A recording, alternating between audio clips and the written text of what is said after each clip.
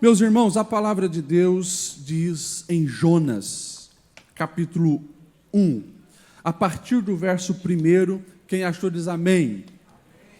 A palavra do Senhor veio a Jonas, filho de Amitai, com esta ordem: vá depressa à cidade de Nínive e pregue contra ela, porque a sua maldade subiu até a minha presença.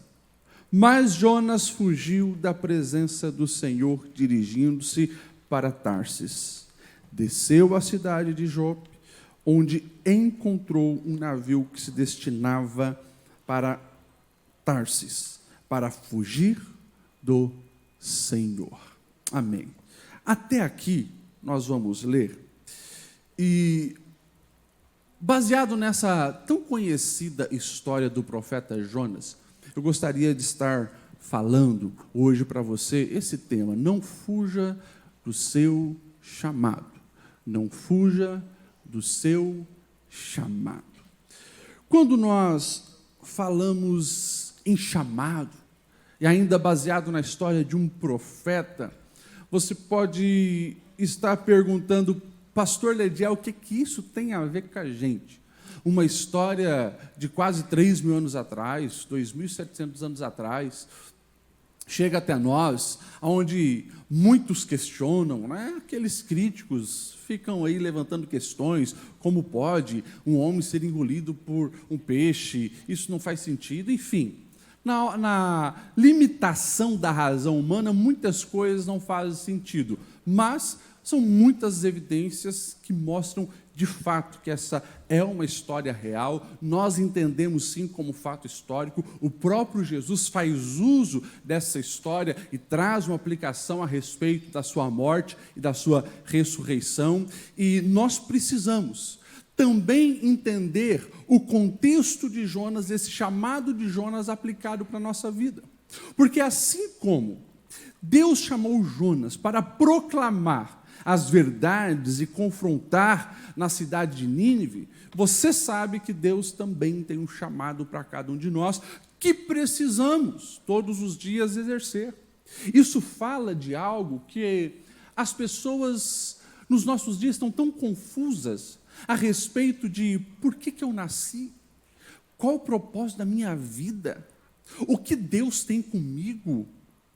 São perguntas que parece que cada vez mais aflora no coração das pessoas, e as pessoas ficam tão distraídas com futilidades, se esquece desse chamado, se esquece desse propósito, se esquece de olhar a vida com uma ótica de eternidade, aquilo que Deus já colocou no nosso coração.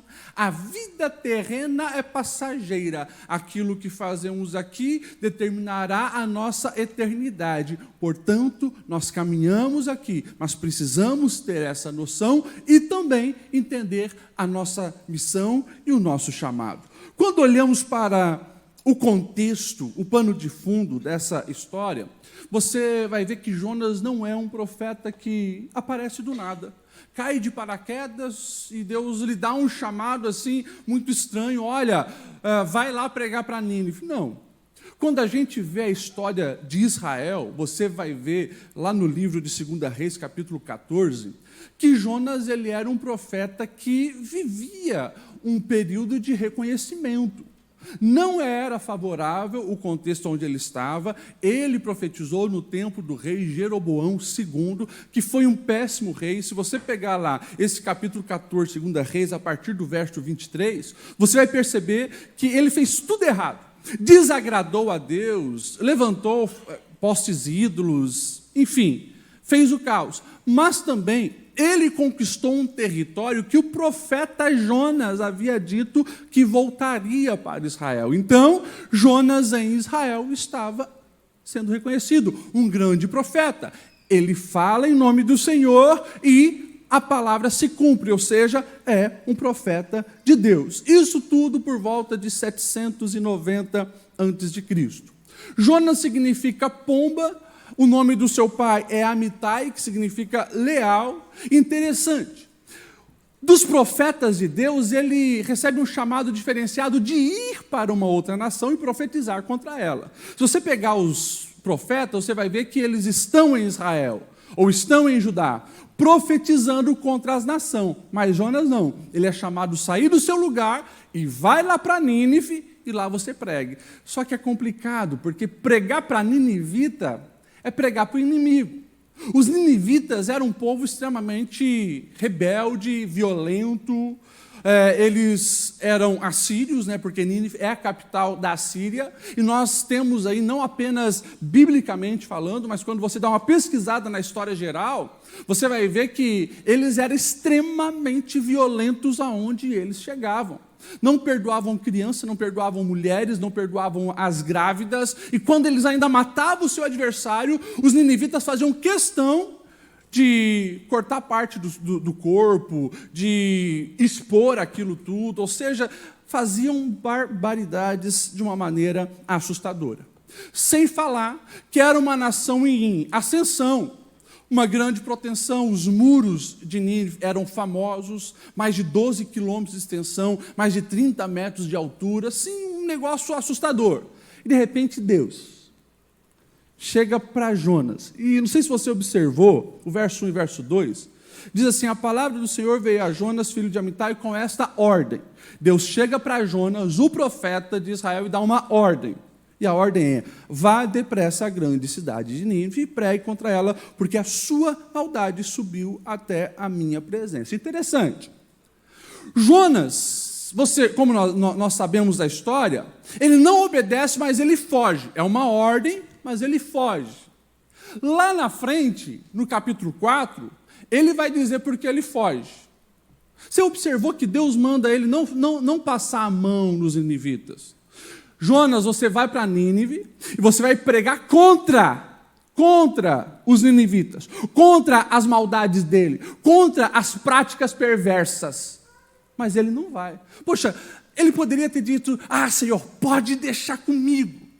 Se é para pregar contra, eu vou lá e vou acabar com eles. Mas vou sentar a vara, vou falar mesmo dos teus juízos. Só que Jonas, ele conhece a Deus.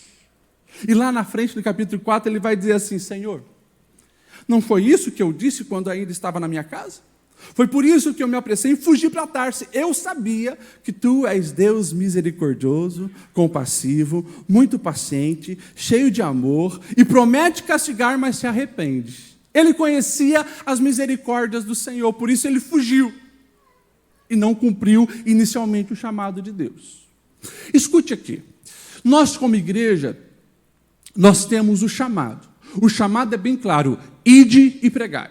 Ide e pregai. Hoje é culto missionário, e você precisa ouvir essa palavra, porque é um chamado para você. Não é um chamado para missionários que estão nas outras nações, não é um chamado para pastor, para presbítero, para evangelista, para líder de círculo de oração, para professor de culto infantil. É um chamado de Deus para a igreja. Se você é crente, você faz parte da igreja. E esse chamado de Deus é uma ordem: ide e pregai. Mas para que a gente cumpra o chamado de Deus, algumas coisas nós precisamos entender. E a primeira é essa aqui: Deus, ele ama gente que a gente não ama. Deus ama pessoas que eu e você não amamos. Já parou para pensar que Deus ama aquela vizinha fofoqueira? Aquele cunhado folgado? Deus ama o vizinho que de madrugada bota funk para você escutar? Deus ama aquele que trapaceou você. Como assim? Sim, Deus ama ele. Deus não ama a prática dele, mas Deus ama ele. Deus ama aquele que é adúltero, aquele que é promíscuo, aquele que está viciado em alguma droga, alguma porcaria. Deus ama as pessoas que nós não toleramos, que nós não gostamos. Deus ama. E é por isso que nós precisamos estar em sintonia com o coração de Deus para entender que a proclamação das boas novas é uma ordem e não uma opção. Ah, pastor Ediel, é uma opção sim. Jonas fugiu, ele escolheu não obedecer. É verdade, mas não foi uma escolha muito sábia, como a gente vai ver aqui. Deus dá a liberdade para você escolher, mas pode ter certeza, quando nós desobedecemos a ordem do Senhor, alguma cacaca vai acontecer. Vai dar problema. Você pode falar para quem está do seu lado, é melhor você obedecer. Faça o que Deus manda. Mesmo não concordando, mesmo não entendendo. O verso 3 diz, Jonas não vai. Jonas fugiu da presença do Senhor, dirigindo-se para Tarsis. Esse Tarsis aqui, alguns acham que é na Espanha, outros acham que fala mais perto de Tarso, ali na Ásia Menor. Enfim, ele fugiu, mas fugiu para o outro lado.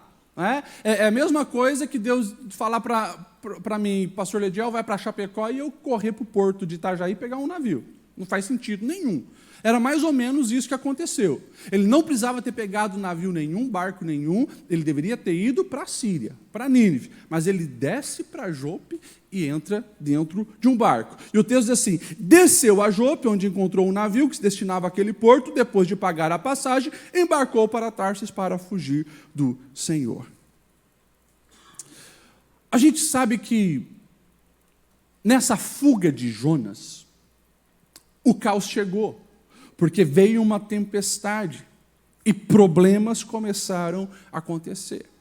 E aqui, escute bem, você que é crente, como eu estou falando para a igreja, nós precisamos entender uma segunda verdade. Se a primeira é que Deus ama gente que a gente não ama, a segunda é, nem sempre o barco certo para outras pessoas será o barco certo para a gente. Aquele era o barco certo para os comerciantes. Aquele era o barco certo para quem estava fazendo negócio no mar Mediterrâneo. Aquele era o barco certo. Para Jonas, não. O antigo pregador ele já dizia assim, presta atenção, Satanás sempre tem um barco preparado para quem deseja fugir de Deus.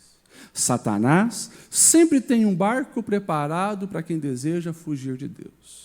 Você sabe o que Deus espera da sua vida, você sabe o que lateja no seu coração, você sabe que Deus te chamou para impactar pessoas, independente do que você faz, precisa impactar pessoas, mas de repente você está trilhando outros caminhos. Todo dia eu encontro pessoas que entraram no barco que não é o barco certo para as suas vidas. Todos os dias é oferecido bilhete para cada cristão entrar num barco que não é o que Deus tem para a sua vida. Todos os dias, a proposta para você alimentar essa ganância, focar apenas em você. Esquece dos outros. Me perdoa a expressão, muitos dizem, os outros que se danem, eu preciso me dar bem. É aquela visão totalmente egoísta, cega, nada de cristianismo, mas tem crente que bate no peito e diz, isso eu vou fazer, pensa só em si, e vira um ganancioso. Outros caem no vício,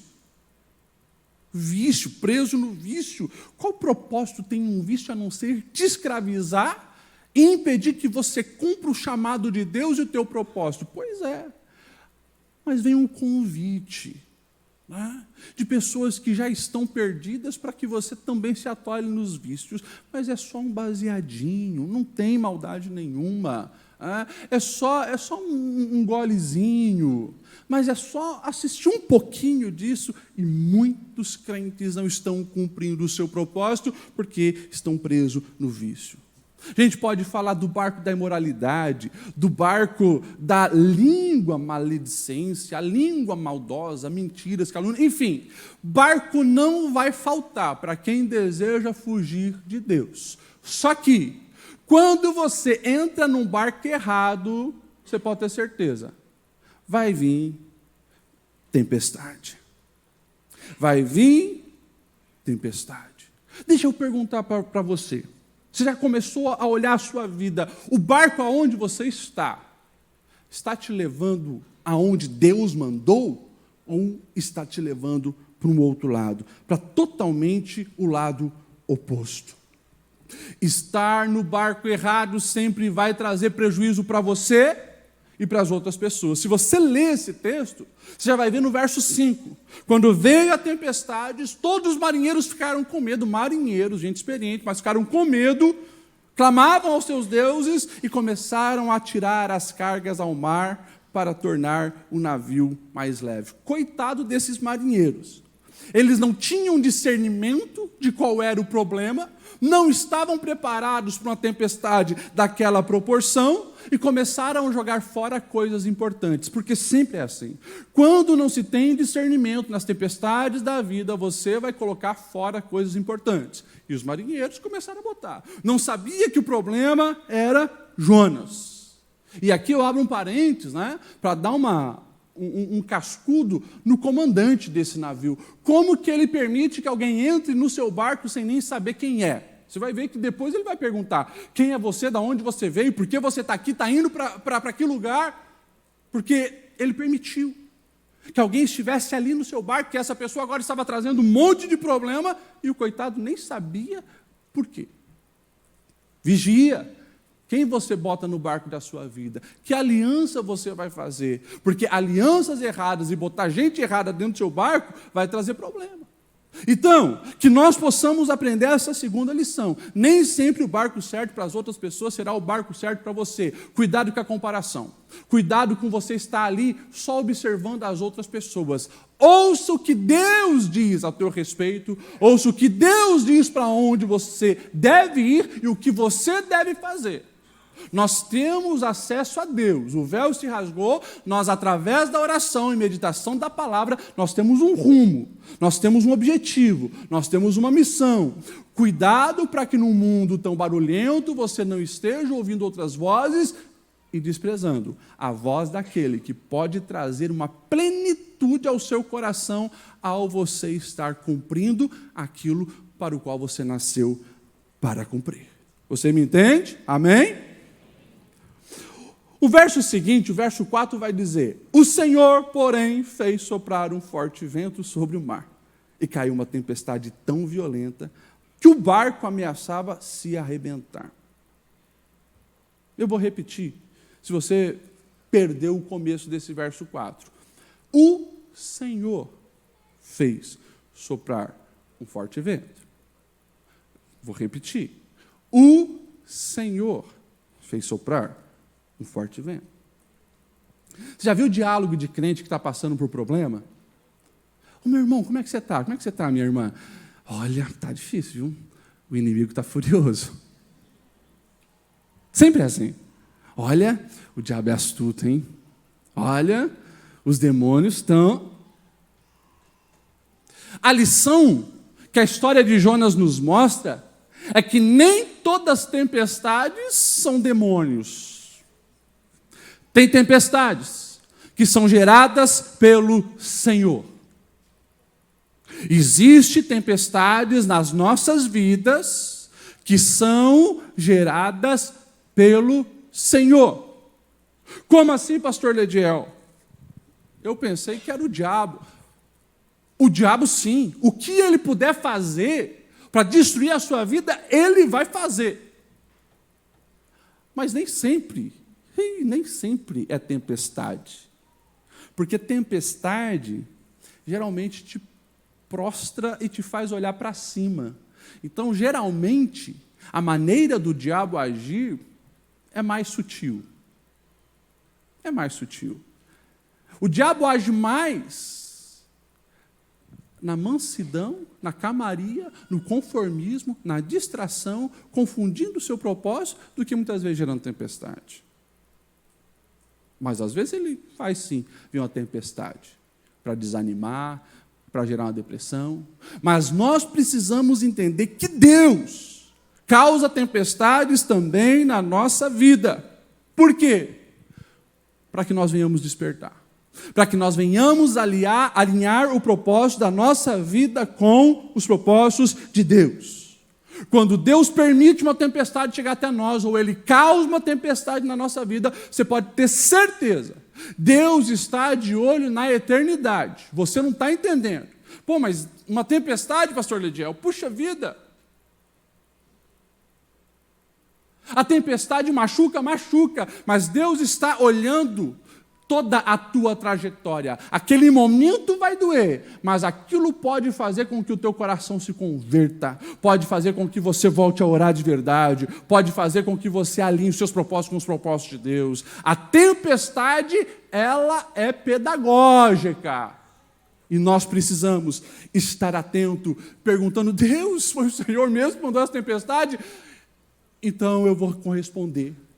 Então eu vou reagir da maneira certa. E a gente vê Jonas, ele entendendo isso. E ele reage, se arrependendo e reconhecendo que ele era a causa de tudo aquilo. Meus irmãos, deixa eu fazer uma pergunta para vocês, que já há séculos essa pergunta é feita. O que é melhor, cair na ira do diabo ou na ira de Deus? É melhor cair na ira do diabo ou na ira de Deus? Será? É muito melhor, na minha opinião, cair na ira do diabo. Sabe por quê? Se eu cair na ira do diabo, eu clamo a Deus e Deus me livra. Agora, se eu cair na ira de Deus, quem pode me livrar das mãos de um Deus irado? Só Ele mesmo, quando o meu coração se arrepende e se converte a Ele.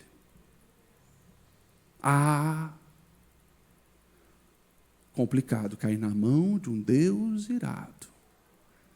Complicado cair na mão de um Deus irado. Pastor, mas Deus é misericordioso. Sim, verdade. Mas cuidado. Cuidado. Porque num momento de besteira, você pode ser que não tenha mais tempo de se arrepender e desfrutar dessa misericórdia. Então nós precisamos todos os dias alinhar o nosso coração ao coração de Deus. Jonas causou um grande problema. E agora, os marinheiros, todos com medo, estavam ali, cada um clamando ao seu Deus. E Jonas se posiciona dizendo: eu sou o problema. Eu sou a causa. E como que aconteceu isso, pastor? Porque o texto vai dizer que Jonas entra no barco, ele desce até Jope, desce para o barco e desce para o porão. Ele só desceu. E lá no porão, ele estava dormindo, até ser acordado pelo capitão. Mas isso aqui também é interessante, porque traz uma lição para a gente. E nós precisamos entender essa verdade, que dormir o sono da indiferença não vai evitar as tragédias. Vou repetir para você não esquecer. Dormir o sono da indiferença não vai evitar as tragédias. Ou seja, não, eu vou cuidar de mim, não estou muito preocupado em falar de Jesus, não estou preocupado se na minha casa está uma bagunça, não estou preocupado se tem um monte de gente indo para o inferno, não estou preocupado se meu vizinho está se divorciando, o outro está viciado nas drogas, o meu primo está se prostituindo, o meu tio está se divorciando, não estou preocupado. Eu estou bem, segue a minha vida. Vive um sono social, muitas vezes um sono espiritual, e vai vivendo. Só que sono não evita as tragédias vão vir. As tragédias vão vir.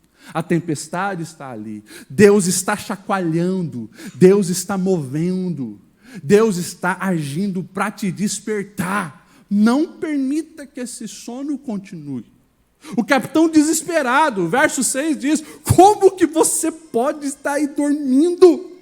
Levante, clame ao seu Deus, talvez Ele tenha piedade de nós, não morramos. Interessante.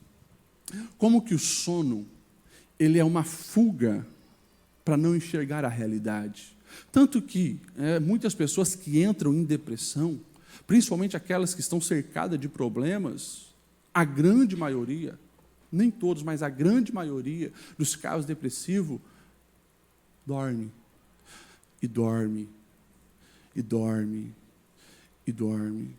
E não quer acordar porque acordar machuca, acordar a realidade está lá. É preferível dormir. Só que enquanto ela dorme, os problemas não desaparecem. Enquanto você dorme espiritualmente, os demônios não estão fugindo. Enquanto você dorme para a sua família, os corações não estão sendo supridos de amor. Enquanto você dorme para com os seus filhos, as amizades malignas, elas não estão se afastando. Pelo contrário, você dormiu, tudo piora. Porque você deveria ter um posicionamento de estar ali buscando soluções. Mas não, você preferiu dormir. De vez em quando Deus envia um comandante. Acorda! Ô 01, levanta!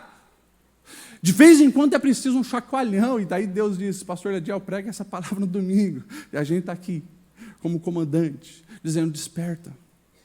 Acorda. Levanta. Não se conforma com essa vida medíocre na sua espiritualidade. Não se conforma com a sua família se perdendo. Não se conforma em você ver as contas bancárias crescendo, mas o amor na família diminuindo. Não. Não se conforma em passar já tempo sem sentir a presença de Deus. Não se conforma que a tua agenda hoje é só trabalho, trabalho, trabalho, e você não consegue mais pegar a Bíblia e meditar nesse livro. Não se conforma. Acorda, meu filho. Acorda, minha filha. Pode descontrair um pouco. Dá uma chacoalhada quem está do seu lado e diz para ele, acorda.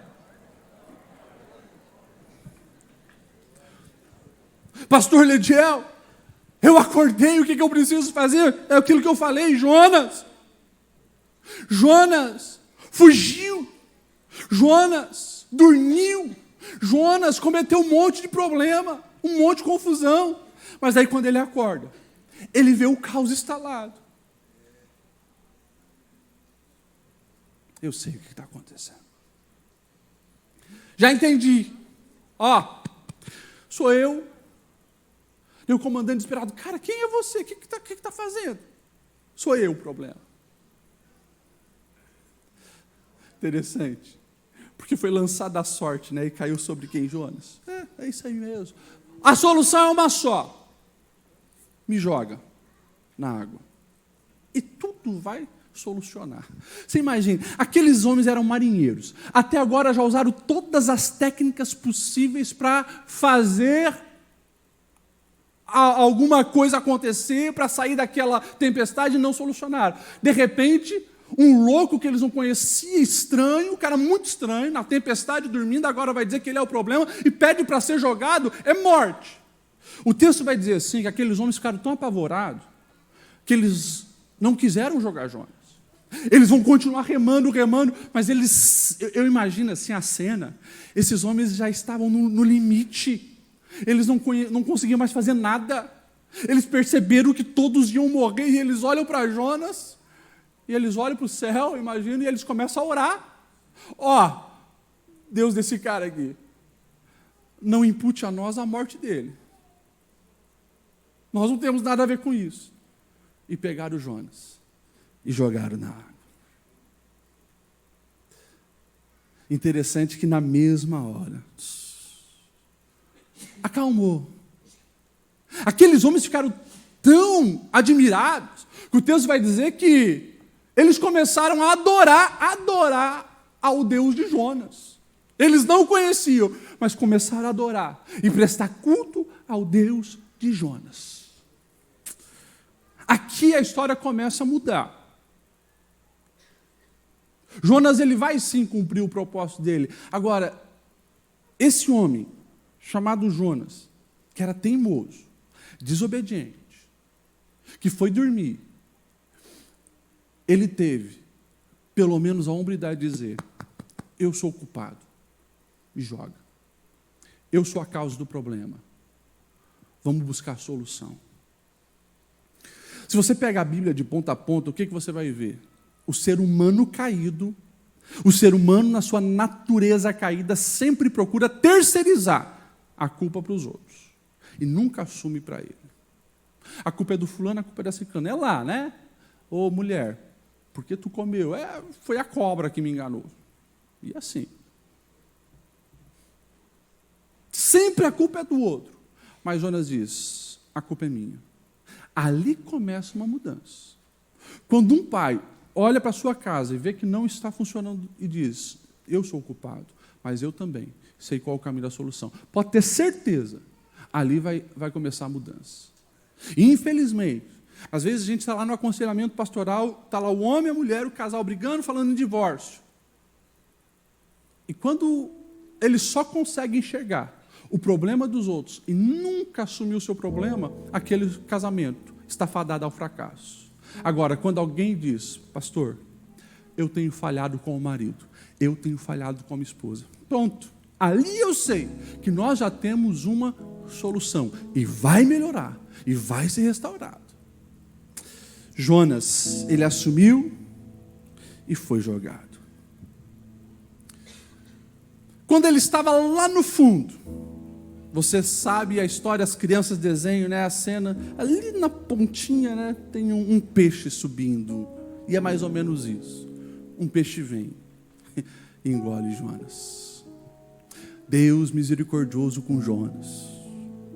Todo mundo sabia, caiu no mar, no meio da tempestade, aquela é morte, mas Deus estava poupando o seu profeta.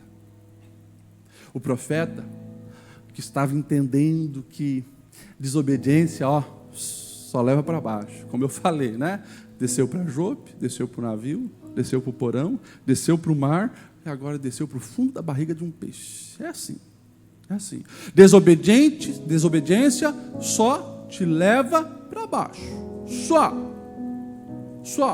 Não, mas eu vou fazer um passeio no Mediterrâneo. Espera. Você pensa, mas a tempestade está vindo. Deus é um Deus que tem o melhor para os seus filhos. Deus é um Deus que tem o melhor para cada um de nós. Quando há a obediência, ali há um caminho de excelência. Ali a experiência com Deus. Ali a colheita farta. Mas quando nós escolhemos o caminho da desobediência, pode ter certeza, cada desobediência traz as suas consequências. E quando a gente fala desse assunto, a gente vê o contraste, né? Jonas desobedece. Quem que é Jonas? O profeta de Deus. Aquele que todo mundo respeita em Israel. Ele desobedece. Mas o peixe obedece. Lá na frente a gente vai ver que a planta que Deus manda nascer obedece. O verme que fere a planta obedece. O vento que Deus manda obedece. Todos obedecem, mas o profeta não. E agora ele está lá, no fundo do mar, cheio de algas, uma caatinga inimaginável. E lá ele começa a fazer então as suas orações. Interessante que as orações de Jonas são: Senhor, eu entendi o teu propósito. Eu entendi que eu preciso pregar. E eu vou.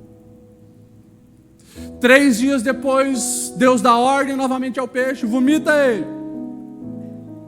Aquele homem fedendo agora tem que caminhar centenas de quilômetros até chegar em Nínive.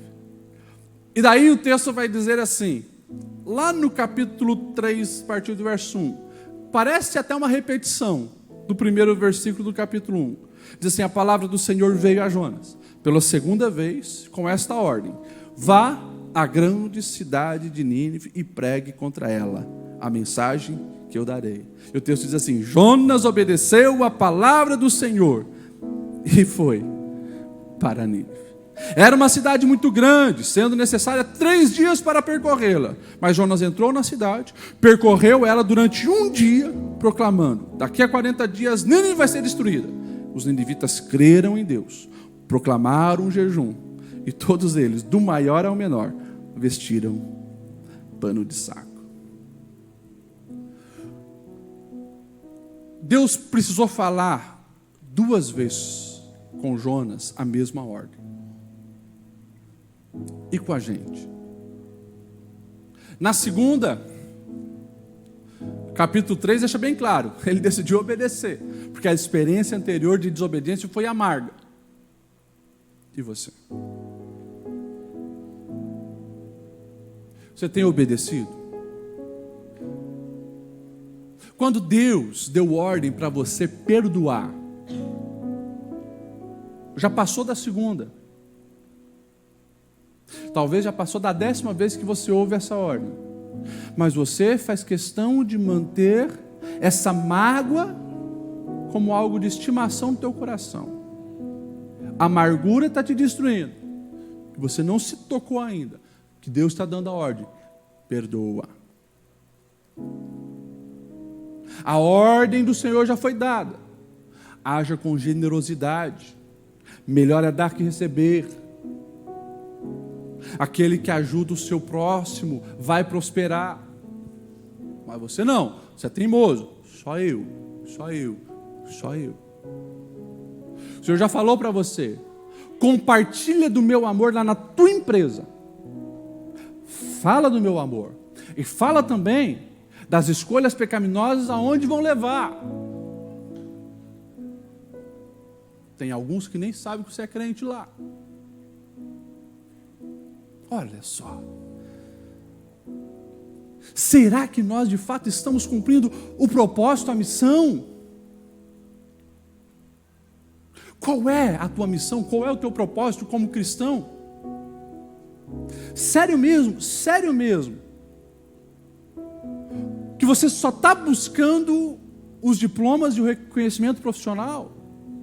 Eu quero ser o melhor de Blumenau nessa área. Que bom seja, mas que isso esteja atrelado ao propósito maior: glorificar o nome do Senhor e promover o reino de Deus. Você pode ser um professor, o melhor professor. Se não estiver glorificando a Deus, você não entendeu o seu chamado. Você pode ser um excelente faxineiro. Se não está glorificando o nome de Deus, você não entendeu o seu chamado. Você pode ser o melhor Uber de Blumenau. Você não entendeu o propósito de Deus, que isso é para a glória do nome do Senhor, é para tocar e impactar a vida, você não entendeu o teu chamado. É por isso que essa desconexão com aquilo que Deus ama gera uma confusão de propósito na nossa alma. Converse com as pessoas e você vai ver que as pessoas estão confusas nos seus propósitos de vida. Alguns lá no finalzinho: opa, o que eu fiz com a minha vida? Além de diploma e dinheiro, nada. Você já viu as modinhas agora de rede social, né? YouTube, Instagram, Facebook. Quando tem alguém com um carrão, né? Uma Lamborghini, uma Ferrari. Daí a modinha agora é os jovens: o que você faz da vida? O cara fala o que ele faz. Todo mundo diz: é isso que eu quero. Sabe o que a palavra de Deus nos diz? Louco. Vão pedir a sua alma. E a Ferrari, para que serviu? Ô louco, 15 casas na praia, serviu para quê? Só para os filhos aí ficar brigando agora, depois que você foi? Louco. Uma sociedade louca, porque está fugindo dos propósitos de Deus. Pastor, como que eu sei? É isso aqui. Deus manda Jonas para a gente, para a pessoa. A mensagem é dura, mas vai lá, Jonas. E Jonas vai, um dia inteiro. O texto diz assim: para percorrer a cidade, precisava de 2 dias. Mas Jonas estava agoniado. Foi andando, acho que correndo, bem rápido, gritando: 40 dias vocês têm, Deus vai fulminar vocês. Vocês estão no caminho errado, estão praticando coisa errada. Jonas sabia que aquele era um povo maligno, mas a graça e a misericórdia do Senhor fez o que Jonas não podia fazer. O quê? Tocou o coração. E daí, aquele povo desprezível, aquele povo violento, aquele povo maligno, sabe o que começou a fazer? Esse profeta tem razão. O profeta ligeirinho que passou correndo aqui, ele tem razão. A gente está errado. E as nossas escolhas, nossos caminhos só vai gerar morte e destruição para a gente. Vamos mudar, vamos. Quando chega a notícia ao governador, ele diz assim: epa, então um decreto, todo mundo não vai comer, vamos fazer jejum, coloca aí um pano de saco, símbolo de arrependimento, joga cinza aí na cabeça. Nós estamos de luto pelos nossos pecados, nós estamos arrependidos,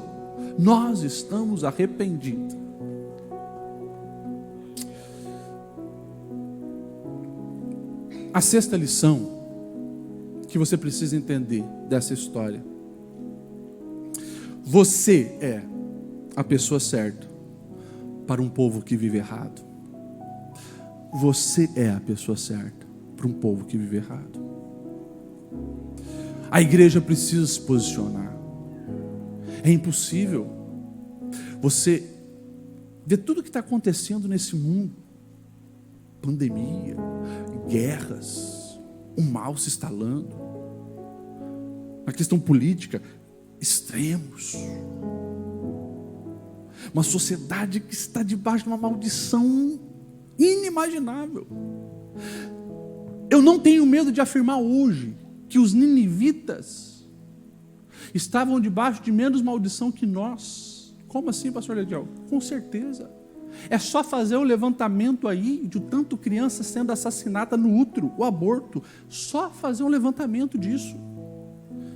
Você vai ter uma noção do mal que está instalado na nossa sociedade.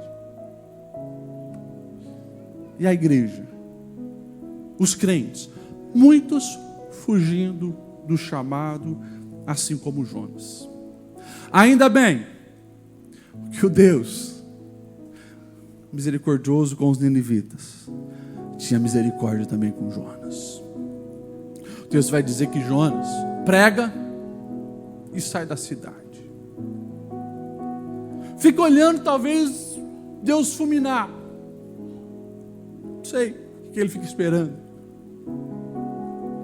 De repente o sol está castigando, Deus permite que uma plantinha, Deus faz uma plantinha crescer, faz uma sombra, isso é bom.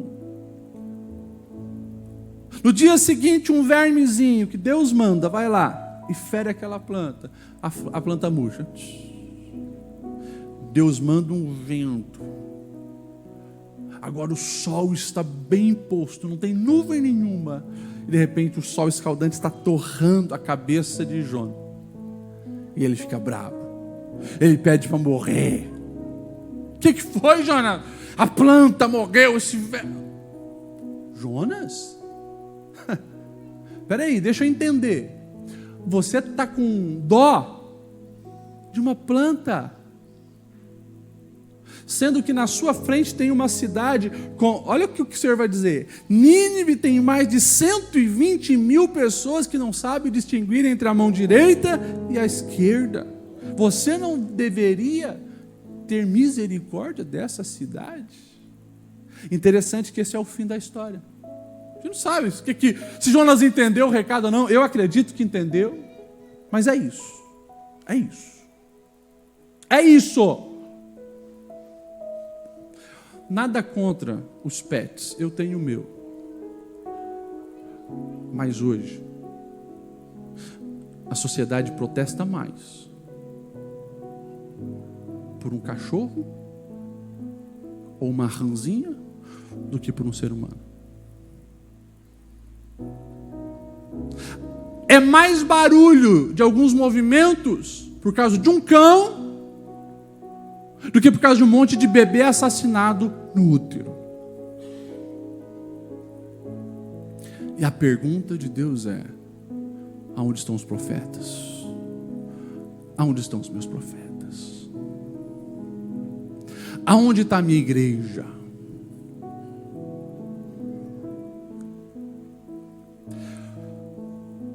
Cuida bem dos pets, cuida bem das plantas. Mas imagem e semelhança do Senhor são pessoas. E se a tua vida, a minha vida, não está sendo investida para impactar pessoas, se a minha energia, os meus recursos, aquilo que eu faço, não é em prol de vida, que é a única coisa que tem propósito eterno, nós estamos perdendo tempo. Então, meus irmãos, que nessa reflexão nós venhamos entender o chamado de Deus para as nossas vidas. Para Jonas, Jope foi a cidade da fuga. Mas séculos depois, lá na mesma Jope, tinha um apóstolo. Interessante que Deus dá uma visão para ele. Desce um lençol cheio de animal que para a cultura dele era impuro. Ele estava com uma fome danada. Não tinha comprado o ingresso da feijoada da banda. E a voz de Deus diz: Pedro, mata e come. Não, Senhor. Eu sempre segui as regras. Pedro, mata e come. Senhor, isso é impuro. Pedro, não chame impuro aquilo que eu purifiquei. O lençol é recolhido. Ele não matou e comeu. Mas um pouco depois, alguém está batendo lá na porta. O Pedro está aí? Tá. Chama ele. Pedro, sou escravo, servo de Cornélio, um centurião romano. E ele disse que era para te chamar. Daí o Pedro estava em sintonia com o céu. Já entendi. Deus me deu visão, Deus falou de animal, mas porque ele está preocupado com gente. Eu já entendi. Não é judeu. Cornélio é romano. Deus está dizendo que vai purificar eles. Estou dentro. Eu vou mergulhar nesse propósito. E ele vai lá. Prega, se convertem, são batizados, o Espírito Santo desce. E a partir dali, em Cesareia, nós vamos ter uma grande expansão do Evangelho. Alguém entendeu? Não é visão, não é animal, não é coisas. É gente. E eu vou fazer a diferença.